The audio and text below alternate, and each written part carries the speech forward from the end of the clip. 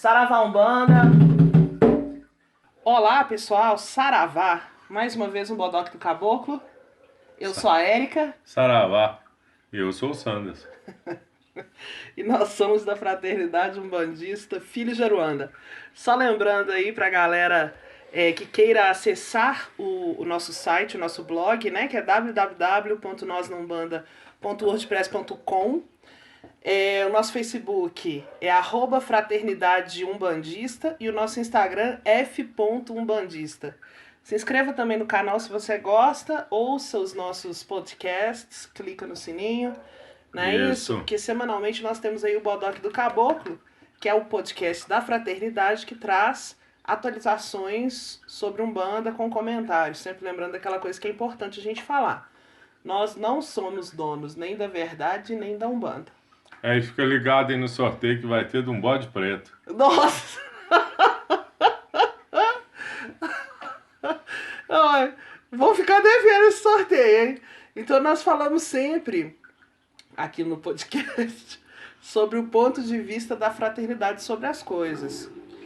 A Umbanda ela é múltipla, então é o ponto de vista da fraternidade umbandista Filhos de Aruanda.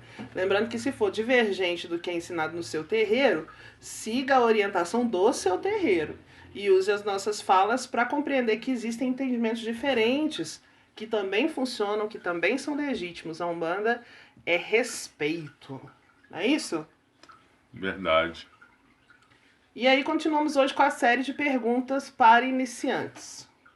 E a primeira pergunta é: o que é mediunidade de trabalho? É interessante a gente falar disso, né? Porque é um termo, uma expressão que a gente usa tanto na Umbanda que a gente acha que todo mundo entende o que é. Quando na verdade não é bem assim. Então, primeiro, para falar sobre mediunidade de trabalho, antes, vamos falar sobre o que é ser médium. E para isso a gente recorre ali ao Kardec, né? Essa figurinha tarimbada. Por que a ele? Porque ele foi um pesquisador religioso influente para a prática ocidental e a sua codificação, a codificação do Espiritismo, que foi ele que fez, ele que foi o orientador encarnado, também é muito importante para a Umbanda. É um dos pilares sobre os quais se assenta a Umbanda. Mas é sempre legal a gente lembrar que ele não foi o único a estudar esses fenômenos que nós nos acostumamos a chamar de mediúnicos. Nós podemos citar nomes como o Franz Mesmer, que era até admirado pelo próprio Kardec, né? Charles Robert Richer, e até os estudos de parapsicologia em universidades. Seria interessante a gente conhecer a figura do, pelo menos nomear a figura do Joseph Banks Rhine, que iniciou os estudos que culminaram num departamento da Universidade de Duke, nos Estados Unidos, né? Então, por conveniência, ou seja, pela questão do Kardec ter essa influência dentro da Umbanda, a gente vai usar os pressupostos dele. Então aí a gente vai para a segunda pergunta, que é a seguinte: todos são médiums? E aí que interessante, né? Nem todo mundo é médium. Sabe quem que não era médium? Sabe quem? Quem? Kardec. Só ele? E do mesmo jeito que ele não era médium, também tem várias pessoas que não são. E a maior parte das pessoas que possuem um grau de mediunidade, nem todas elas têm a mediunidade forte o suficiente para que ela seja usada como ponte. Então, como é que eu sei se eu sou médium? Já foi ao cemitério e sentiu ali um arrepio inexplicável? Já sentiu suas energias sugadas ou restabelecidas perto de alguém? Já sentiu ali aquela onda benfazeja depois de uma oração? Tudo isso é sinal de que você possui algum grau de mediunidade. E se a gente está falando do Kardec de mediunidade, é óbvio que a gente não pode deixar de falar do livro dos médiuns, né? Que é aí do Pentateuco do Kardec das obras básicas, né?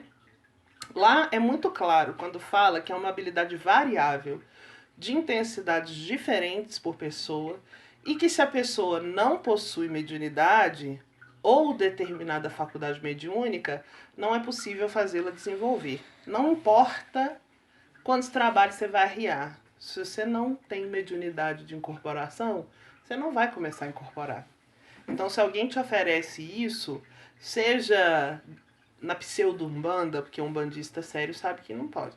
Seja no pseudo-espiritismo, porque espírita sério sabe que isso não existe. Seja onde for, você não vai acreditar, porque isso não é possível. Vamos tomar, por exemplo, o ouvido absoluto, que é aquela faculdade física que permite a pessoa identificar a nota musical de qualquer som, de qualquer ruído. Se você não tem, não adianta você querer fazer, porque você não vai conseguir. Então é a mesma coisa, se você não tem mediunidade ou se você não tem determinado tipo de mediunidade, não interessa. Você não consegue fazer ela brotar de algum lugar. E vamos para a terceira pergunta. O que é mediunidade? É importante entender? Então é importante entender o que é mediunidade. É uma possibilidade de se comunicar com outras vibrações mais ou menos densas do que a nossa. Então, essa palavra mediunidade, na verdade, ela já existia antes do Kardec, só que ela foi ressignificada por ele. Médium é aquele que possui um intercâmbio com os espíritos. Porém, a gente tem que saber, o espiritismo, como já falamos lá no comecinho, não é a única tradição que trata da mediunidade.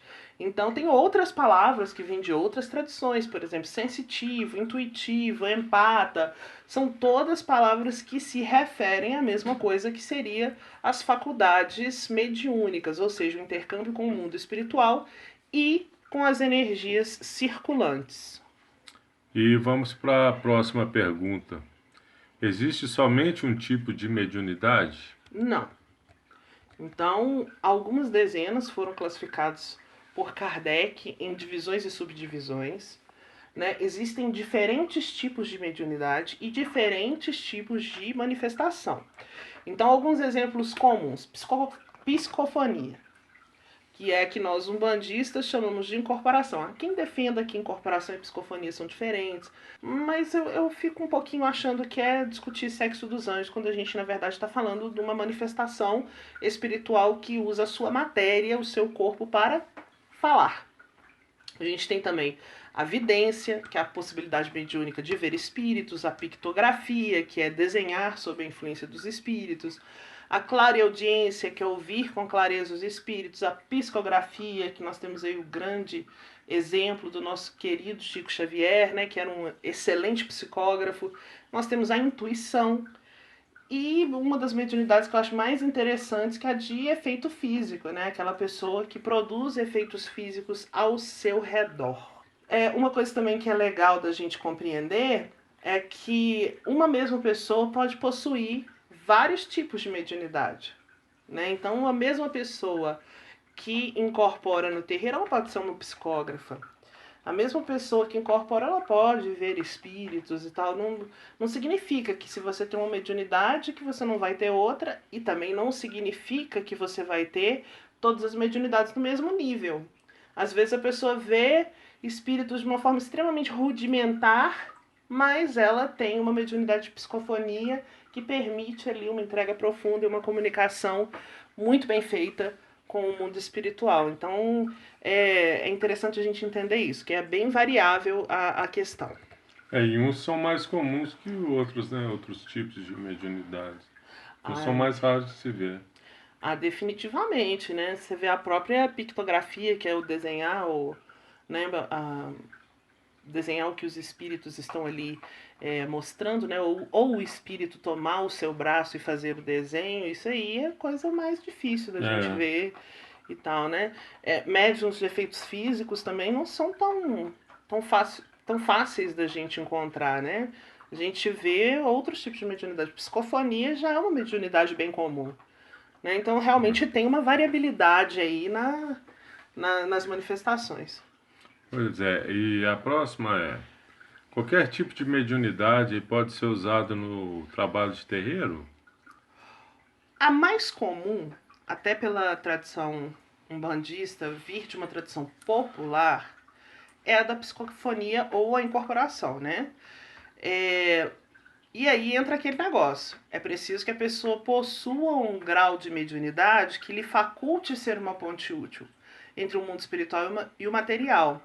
Essa é que é a mediunidade do trabalho, que é a pergunta principal de hoje, que a gente falou isso tudo para chegar nela.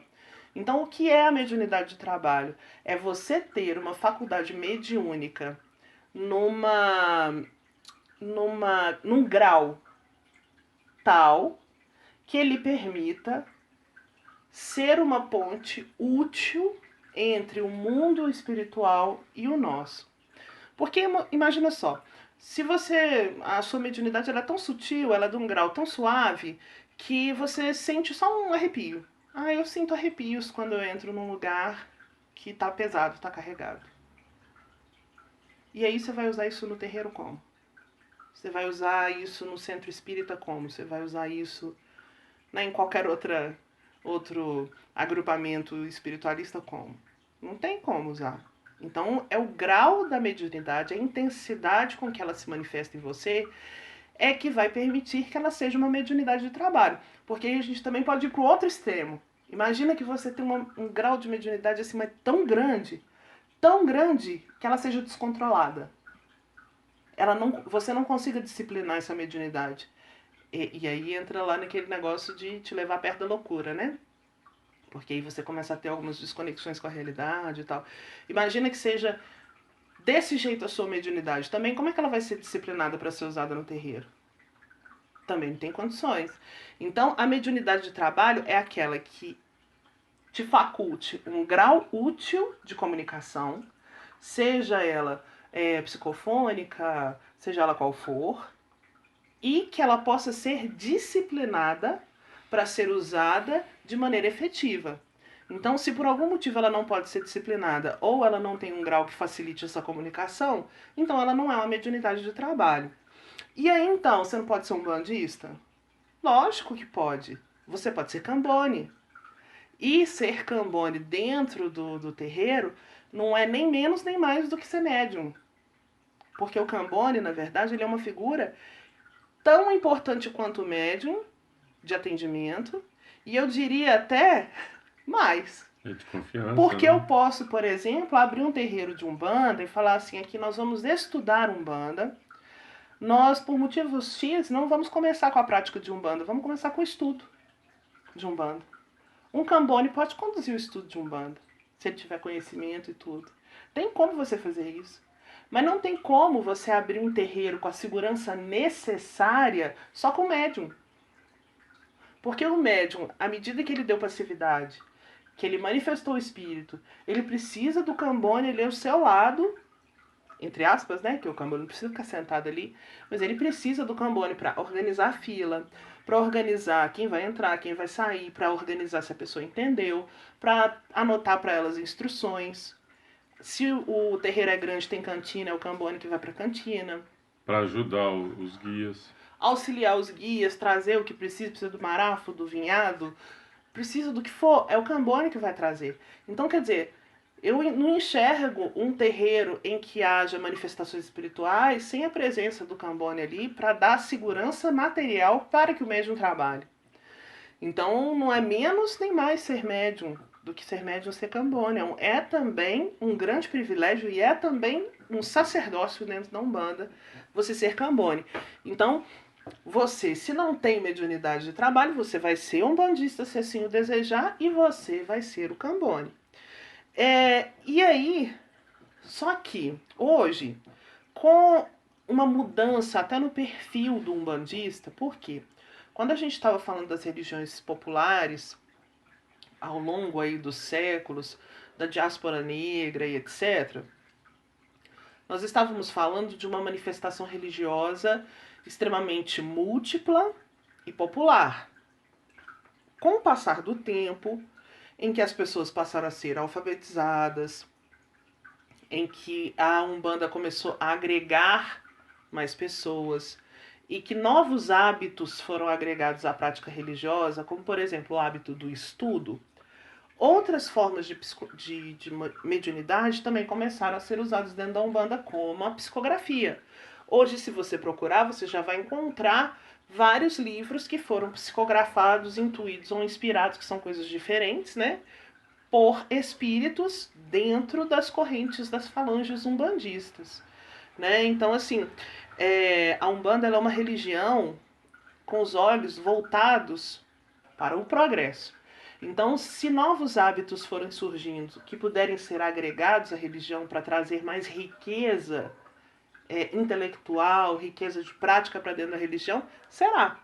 Então, quem que vai olhar e te orientar a respeito disso? Vai ser dentro do terreiro com o pai, a mãe no santo, com o zelador e tal. E aí a gente entra num outro ponto importante. O que é desenvolvimento mediúnico? Porque não tem jeito de falar de mediunidade como prática dentro do terreiro sem falar de desenvolvimento mediúnico. O desenvolvimento mediúnico é o que vai garantir para você, para o médium, a segurança para o trabalho. E não existe desenvolvimento mediúnico rápido. Não tem jeito de você entrar no terreiro hoje e sair amanhã como um médium que tenha passado pelo desenvolvimento de uma maneira completa. Então essas ações elas variam de terreiro para terreiro e o objetivo delas é fazer com que a pessoa alcance a estabilidade e o conhecimento a respeito da própria mediunidade, de forma a tornar essa mediunidade que tem o grau de trabalho numa mediunidade efetiva de trabalho, ou seja, uma mediunidade útil. Então no terreiro você usa o quê?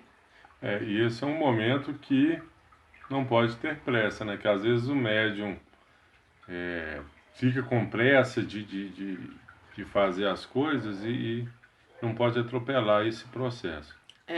Meu pai Rompe-Mato é que fala, né, que é preferível fazer devagar e direito do que fazer tudo correndo, ter que desmanchar e começar a fazer tudo de novo. Então, no desenvolvimento do mediúnico não tem atalho. É demorado, exige concentração, exige prática, exige frequência no terreiro, exige disciplina, exige preceito, exige um monte de coisa. Então, nós usamos dentro do terreiro o quê? Os atabaques, as palmas, os pontos cantados, as irradiações dos guias incorporados ou dos médiuns médiuns e cambones que estão auxiliando no desenvolvimento. Tudo isso é utilizado para que a pessoa consiga compreender como dar passividade, ou seja, como entregar o volante do seu carro, que é o seu corpo, para o espírito. Como que você vai permitir que ele faça? Né? O que você tem que fazer? Cada um tem o seu jeito. Né? Então, tem irmãos nossos, por exemplo, que no desenvolvimento mediúnico giram. Nós já não gostamos de girar. Né? Nós temos a nossa própria maneira. Quando nós estávamos no desenvolvimento mediúnico, a gente tinha a nossa própria maneira de concentrar e tal. A gente não gostava de girar. Girar para mim atrapalha. Porém, tem gente que fala assim, não, se não me girar, eu não consigo. O girar é rodar mesmo a pessoa. Rodar a pessoa. Né? Então, assim, me rodou, quebrou minha concentração. Então, aí, cada um tem que encontrar qual é a sua maneira. Para mim, por exemplo, ponto cantado é essencial. E também o conhecimento sobre a entidade, para mim, é essencial. Sobre a falange, né? Por exemplo, tá chamando caboclo? É importante saber que o caboclo vem da mata. É importante você saber isso para você poder mentalizar a mata. Você chamar, se conectar com a energia da mata. Então, assim, cada pessoa tem que encontrar a sua maneira de participar do desenvolvimento mediúnico e se apropriar da própria mediunidade, sempre com assistência de pais dos santos, zeladores experientes, para conduzir o processo, muitas vezes levados até pelas entidades dos pais no santo, né, que irradiam e etc. Então, o que você está treinando ali no desenvolvimento mediúnico? É a sua concentração e a sua capacidade de passividade. Recorrendo lá ao Kardec, treinando para ser aquele médium que menos influi. Porque o bom médium é o que menos influi na manifestação, porque não existe médium que não influa nada. Né? Todos nós temos que buscar influir pouco. Ou seja, permitir que o espírito, que é o mentor ou guia, tome o controle do corpo e das suas faculdades. Lembrando que qualquer parte do exercício do mediunato tem que ser feito com bom senso e com razão. Não é isso? A próxima pergunta: quais são os usos da mediunidade? Muitos usos, muitos. Como qualquer faculdade humana. Você pode usar para ganhar dinheiro, para fazer previsões para seus amigos, pode manifestar espíritos de brincadeira, pode abrir um circo, sei lá. Pode fazer muitas coisas. Pode, mas não deve. Então você tem a mediunidade, a escolha é sua do que você vai fazer com ela. É uma escolha ampla. Porém, a gente nunca pode esquecer que ela é uma oportunidade de exercício da caridade. E que o mediunato, se você o levar com o olhar correto, você vai entender que ele é uma missão.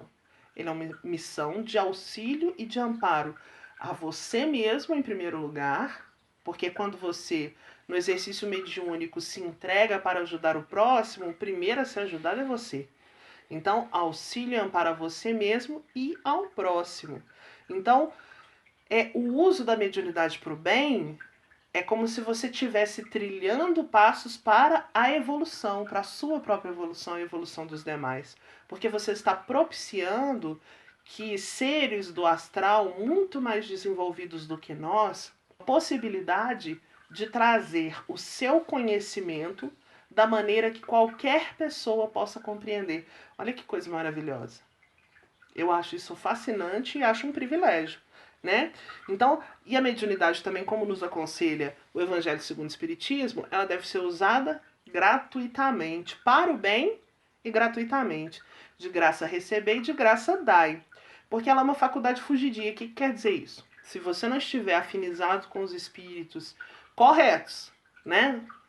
Por exemplo, você garante que vai haver um trabalho de umbanda com manifestação de espírito hora X, que é o horário de funcionamento do seu terreiro.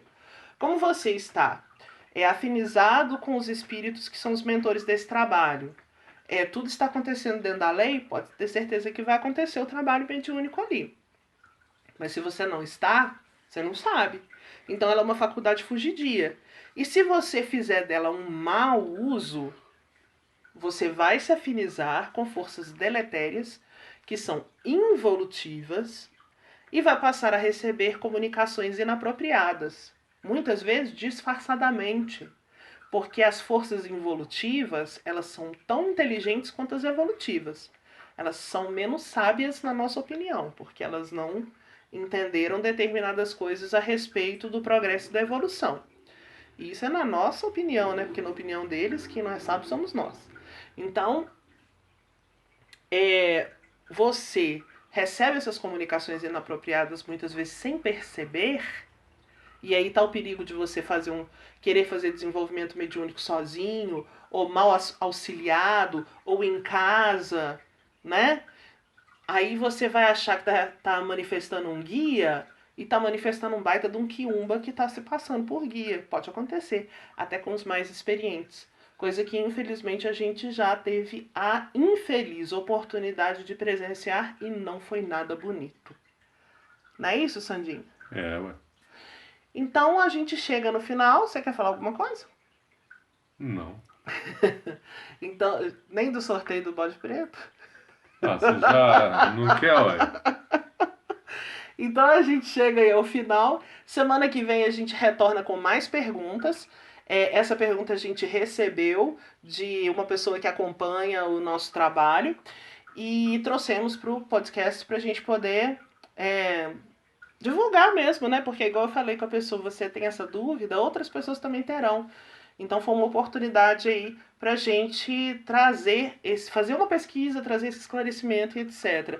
Então, na próxima semana que vem, a gente traz novamente outras perguntas. Se você quiser deixar a sua, pode mandar pro nosso e-mail, pode escrever nos comentários. Mas não deixa de curtir, não deixa de se inscrever no canal, Ativar o sininho. não deixa de assinar o sininho, ativar o sininho. E até semana que vem. Até Saravá! semana que vem, saravá.